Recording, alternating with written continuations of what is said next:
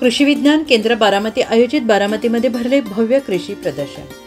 बारामतीमध्ये दिनांक 16 जानेवारी ते 20 जानेवारी दरम्यान ॲग्रो कल्चरल डेव्हलपमेंट ट्रस्ट संचलित व बारामती कृषी विज्ञान केंद्र आयोजित कृषी प्रदर्शनामध्ये विविध प्रकारची फुले, फळे, भाज्या, कृषीपूरक यंत्रसामुग्री, कृषीपूरक जोडधंदे जसे कुक्कुटपालन, शेळीपालन, गोवंश पालन, म्हैस, गाय, वळू, रेडे आणि विशेष म्हणजे टोमॅटोच्या 30 प्रकारच्या पूर्णपणे देशी प्रजाती या प्रदर्शनामध्ये पाहायला मिळतात, ज्यामध्ये काळे टोमॅटो, काळी मिरची, पांढरी भेंडी, लाल मका, 8 फूट लांब भोपळा, 5 फूट लांब दोडका या प्रदर्शनाचा लाभ घेण्यासाठी संपूर्ण महाराष्ट्रातून आबालवृद्धांनी एकच झुंबड केलेली पाहायला मिळाली।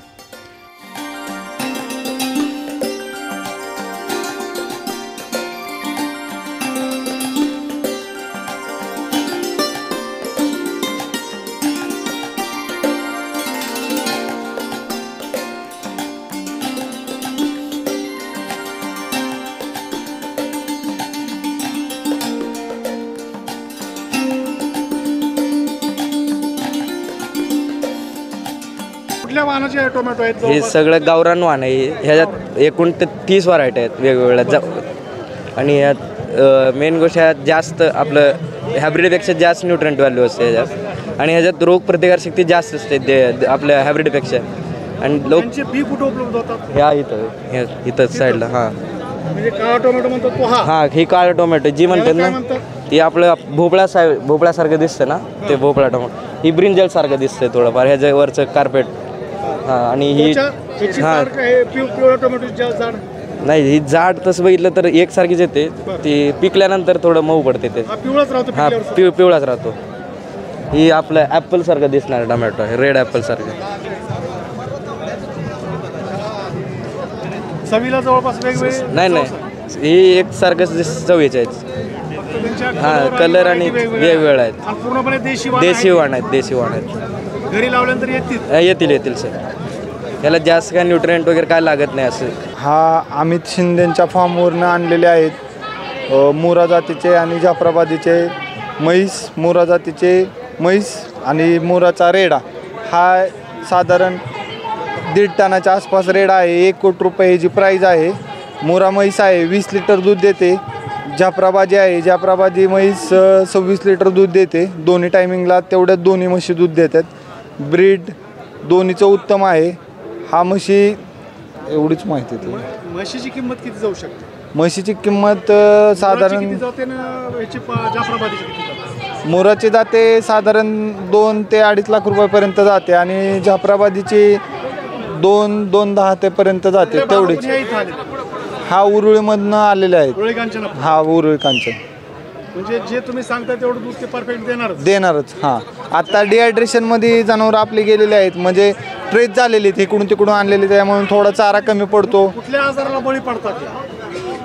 आजार शेतकऱ्याने जरी सांभाळला तरी कुठला आजार होत नाही यांना। शक्यतो तर आहे ना, म्हणजे कुचंबला जातात, चारा खात नाहीत, त्याला लगेच होतं, आणि गुळाचं पाणी जरी दिलं तरी लगेच रिकव्हरी होऊन। माझे नाव विश्वनाथ हनुमंतराव जाधव, राहणार सोनेगाव, तालुका लोहा, जिल्हा नांदेड। हा लाल कंदारी राम नावाचा वळू आहे। वय वर्ष 4 आहे, उंची 6 फूट आहे, वजन 800 किलो आहे। देशी गायींच्या 4 वर्षात स्पर्धा सध्या चालू आहे। सर्व शेतकरी बांधवांना विनंती आहे 5 लाखाच्या पुढे मागत आहे।